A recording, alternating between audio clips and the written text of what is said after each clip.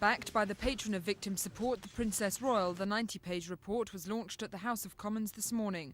According to Home Office research, 1 in 4 of all violent crimes are domestic. 100 women are killed by their partner every year.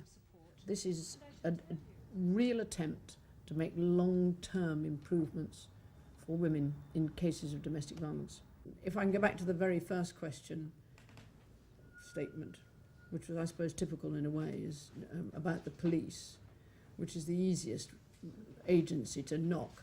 They are normally the meat in the sandwich, and I think in the past have been given precious little guidance or consistency in approach to the problem.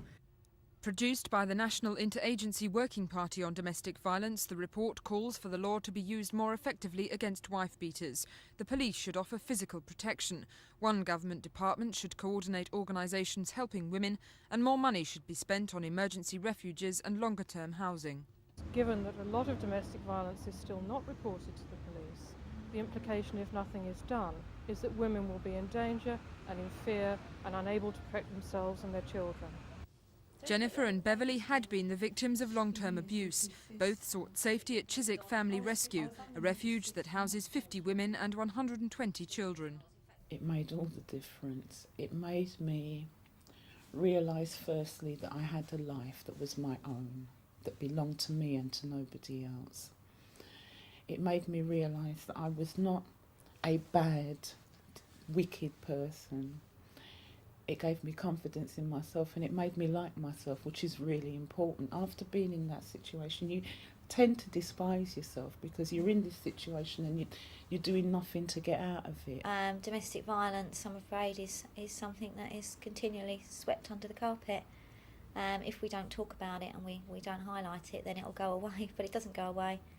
It doesn't go away. The only thing that goes away eventually is the women, because they end up either being in hospital with nervous breakdowns or they die. They get killed in the home. Hello, Chiswick Family Rescue. The refuge is on the verge of closure. The money runs out in November. Director Sandra Hawley says the government should provide more cash. But the government pays lip service to the fact that domestic violence is a crime. And why they aren't prepared to put any funding into women's refuges and training the police and so forth is beyond me. I really don't know, because it would be cost effective in the long run to respond appropriately to domestic violence. There would be fewer repeat calls for the police, fewer children and women and children going into casualty wards, less drain on housing and social services.